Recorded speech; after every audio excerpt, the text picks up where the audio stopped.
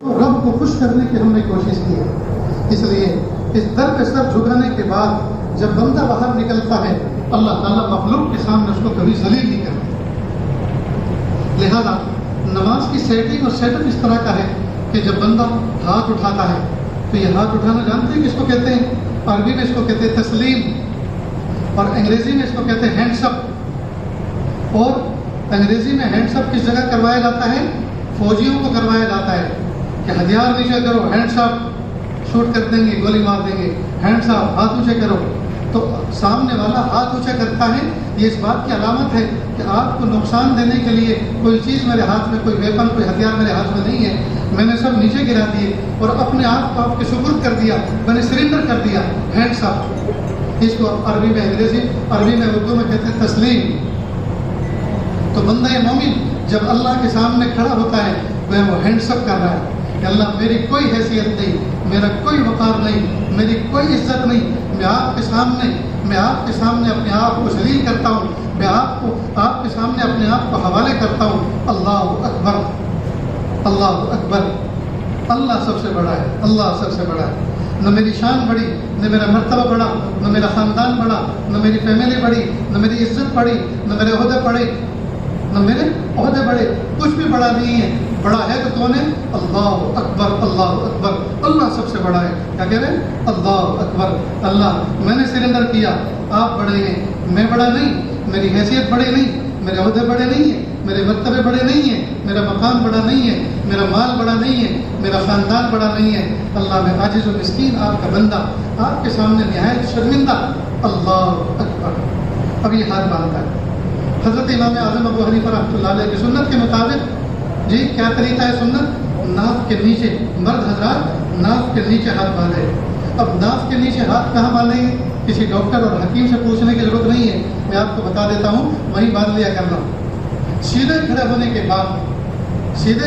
کے بعد دائیں ہاتھ کا انگوٹھا اور دائیں ہاتھ کی چھوٹی انگلی بائیں ہاتھ کے گٹے کے اوپر ایسے ہلکا لگا دیں. یوں اگر کلائی موٹی ہے تو ملانا ضروری نہیں، لیکن اگر پتلی ہے تو ملانا. جی اب یہ دائیں ہاتھ کی 3 انگلی بائیں ہاتھ کی کلائی پہ رکھے اور بایاں ہاتھ اس کو اپنے ہاتھ پہ چھوڑ دے، یہ اس کے نیچے رکھ لے یا لٹکنے دے. اب سیدھے کھڑے ہونے کے بعد یہ پورا راؤنڈ، یہ پوری بیلٹ جو ہاتھ کی بنی، یہ جہاں جا کے ختم ہو جائے گی بس وہیں باندھ لو، وہیں تھوڑا سا اوپر مارو. بشرط ہے کہ سیدھے کھڑے ہو. اگر جھک کے کھڑے ہوں گے تو ہاتھ ناف کے نیچے نہیں ہوگا بلکہ اور زیادہ نیچے ہو جائے گا. سنت طریقے کے مطابق ناف کے نیچے تبھی بنے گا جب آپ بیلنس کے ساتھ سیدھے کھڑے ہوں اور ہاتھ سنت کے مطابق باندھے ہو. یہاں سے باندھے ہوں تو بہت اوپر چلا جائے، یہاں سے باندھے ہو اور بالکل اس کا لاسٹ ہو جائے تو یہ ہلکا اوپر نہ ہو. ٹھیک. اب بندہ مومن سرنڈر کر کے اللہ کو بڑا مان کر اپنے آپ کو ذلیل کہہ کر اب جب اللہ اکبر کہہ کے ہاتھ باندھ رہا ہے اور ناف کے نیچے اور شرمگاہ کے درمیان باندھ رہا ہے تو اس بات کا اظہار کر رہا ہے میرے پیارے رب، میں آپ کا کمزور بندہ، اوپر پیٹ ہے اور نیچے شرمگاہ ہے، دونوں فتنے سے میں پریشان ہوں. بھوک کا فتنہ اور شہوت کا فتنہ، اسی کی وجہ سے میں گناہ مبتلا کرتا ہوں. پیٹ کی بھوک مجھے جھوٹ بولنے پہ مجبور کرتی ہے، پیٹ کی بھوک مجھے دھوکہ دینے پہ مجبور کرتی ہے، اور شرمگاہ کا طوفان اور شرمگاہ کی شرارت مجھے گناہ کرنے پہ مجبور کرتی ہے. اللہ دونوں کے درمیان میں نے ہاتھ باندھا ہے. اللہ جی میں عاجزی کے ساتھ آپ کے سامنے کھڑا ہوں، دونوں کے فتنے سے مجھے بچا دیا. ٹھیک. اب اس کے بعد پھر جھکتا ہے اللہ اکبر کہہ کر اور گھٹنوں کو پکڑتا ہے. گھٹنوں کو پکڑ لینا، جھک جانا، یہ ذلت کی نشانی ہے. لیکن یہ بندہ ذلیل کس کے سامنے ہو رہا ہے؟ اللہ کے سامنے، کسی مخلوق کے سامنے نہیں، اللہ کے سامنے. گھٹنے پکڑ لیے جی. اور سبحان ربی العظیم، سبحان ربی العظیم، سبحان ربی العظیم. پاک ہے میرا رب جو عظیم ہے، جو بلند ہے، جو بلند و بالا ہے. سبحان ربی العظیم. تمام تعریفیں اس رب کے لیے ہیں جی جو عظیم. اب نیچے کو جھک رہا، پھر کھڑا ہوا، اللہ اکبر، سمع اللہ لمن حمدہ کہہ کھڑا ہوا اور اب فوراً اپنے آپ کو قدموں میں گرا دیا اللہ کے. لہذا پہلے ہاتھ ٹیکے، پھر ناک ٹیکی، پھر پیشانی. سجدے کی ترتیب یہ، پہلے ناک پھر پیشانی. سب سے پہلے گھٹنے، پھر ہاتھ، پھر ناک، پھر پیشانی. اب 2 ہاتھوں کے درمیان میں ناک اور پیشانی جھکا رہا. ناک کو زمین پر رگڑنا یہ ہمارے وقت میں کہا جاتا ہے نا میاں ناک رگڑوا دیں گے، تو ناک کو رگڑنا زمین پر یہ ذلت کی اعلیٰ نشانی ہے۔ کہتے ہیں ہم ناک سے لکیر کھنچوا دیں گے، ٹھیک؟ تو ناک رگڑی پہلے، اور یہ ناک کیا تھی یار، وہ تو اپنی ناک میں مکھی بھی نہیں بیٹھنے دیتا، اس کی ناک بہت اونچی ہے۔ تو ناک اونچی کا مطلب یہ ہے کہ وہ اپنے آپ کو بہت باعزت سمجھتا ہے، وہ اپنے آپ کو بڑا سمجھتا ہے۔ تو اسی ناک کو اللہ کے سامنے جھکوایا گیا، جس کو لوگ عزت کی نشانی سمجھتے ہیں۔ چنانچہ ناک کو زمین پر رکھا گیا، اس کے بعد پیشانی کو ماتھے کو زمین پہ رکھا۔ یہ پیشانی اتنی عظیم ہے سبحان اللہ، جب پیشانی زمین پہ رکھ دی گویا بندے نے حد کر کے اپنی ذلت کی انتہا کر دی۔ پیارے رب نے کہا میرے بندے بس تیرے اتنے ہی بس کی بات تھی، اس سے زیادہ کھڈا کھود کے تو اپنی پیشانی کو زمین میں لے نہیں جا سکتا تھا، بس تیرے بس کی اتنا ہی تھا، تو نے اتنا کر دکھایا۔ میرے پیارے بندے اٹھا سجدے میں سے سب، باعزت ہو جا، اب میں تجھے ایسی عزت دوں گا کہ یہ پیشانی صبح قیامت تک میں کسی کے سامنے جھکنے نہیں دوں گا، بس میرے سامنے جھکانا سیکھ جا، اس کے بعد میں تجھے ایسی عزت دوں گا اس پیشانی کو خلق خدا کے سامنے کبھی جھکنے نہیں دوں گا۔ چنانچہ امام احمد بن حنبل رحمۃ اللہ علیہ فرمایا کرتے تھے کہ میرے پیارے رب عقیدہ توحید دے کر آپ نے ہماری پیشانیوں کو خلق خدا کے سامنے، غیر اللہ کے سامنے جھکانے سے ہمیشہ کے لیے محفوظ کر دیا۔ اللہ جی جب عقیدہ توحید دے کر ہماری پیشانی کو غیر اللہ کے سامنے جھکنے سے محفوظ کر دیا تو اللہ حلال روزی کا بھی کچھ ایسا انتظام کر دیجئے ہمارے ہاتھ بھی مخلوق کے سامنے پھیلنے سے ہمیشہ کے لیے محفوظ ہو۔ بڑی معرفت والی دعا ہے۔ بس یہی سجدہ جو ہم نے ایک کیا اللہ کے سامنے، وہی سجدہ اللہ نے اسی سجدے کو ہماری عزت کی نشانی بنا دیا، پہچان بنا دیا، اور جس جگہ کو پر کیا پابندی سے کیا جاتا ہے اس کو مسجد بنا دیا، اور کیسا بنا دیا؟ ساتوں زمین کے نیچے بھی اور ساتوں آسمان کے اوپر بھی، جہاں نیچے مسجد اوپر مسجد۔ جی سبحان اللہ، جس قطع ارض پر، جس ٹکڑے زمین پر، جس زمین کے ٹکڑے پر مسجد کی بنیاد رکھی جاتی ہے وہ حصہ فخر کرتا ہے اللہ صبح قیامت تک آپ نے میری چھاتی کو شرک کے کاموں سے محفوظ کر لیا۔ کوئی بھی بندہ یہاں آ کر آپ کے علامہ کو کوئی نہیں پکارے گا، ظاہری بات ہے مسجد میں سجدہ ہی تو ہوتا ہے، پوجا پاٹ تو نہیں ہوتی۔ تو جب مسجد کی بنیاد پڑ گئی تو یہ زمین وہ حصہ جس پر مسجد بنی اب صبح قیامت تک کے لیے اللہ پاک نے گویا مخصوص کر لیا اپنے سجدوں کے لیے۔ اللہ اکبر کر دیا۔ میرے بھائیوں آج ہم اس مسجد کے نئے سرے سے افتتاح میں شریک ہیں۔ جی اللہ تعالیٰ مسجد کو بنانے والوں کو قبول فرمائے، اس کو محبت کی نظر سے دیکھنے والوں کو قبول فرمائے، جو آ کر اس مسجد میں سجدہ کرے اللہ ان کے سجدوں کو قبول فرمائے، جو آ کر اس میں ہاتھ پھیلا کر پیالہ اللہ کے سامنے پھیلائے اور بھیک مانگے اللہ ان کے پیالوں کو بھر دے۔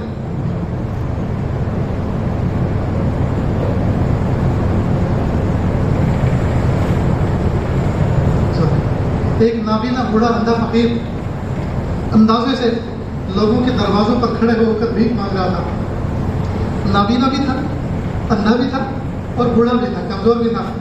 اندازے سے سوچا کہ یہ جو ہے دروازہ ہونا چاہیے کسی سیٹ کا، کسی بڑے کا۔ تو بڑے کا دروازہ سمجھ کے صدا بھی بڑی لگائی، جیسے فقیر آتے ہیں نا، لوہے کا بڑا سا گیٹ ہو، بڑا سا دروازہ ہو، جی تو وہ صدا بھی بڑی لگاتا ہے۔ وہ کہتا ہے کہ دے دو 125 روپے، دے دو 151 روپے، دے دو ایک پیلی چادر، دے دو ایک جوڑا، اللہ تمہارا بھلا کرے۔ وہ وہاں روپیے 2 روپے کا سوال نہیں کرتا، وہ 125 روپے کا سوال کرتا۔ کیوں؟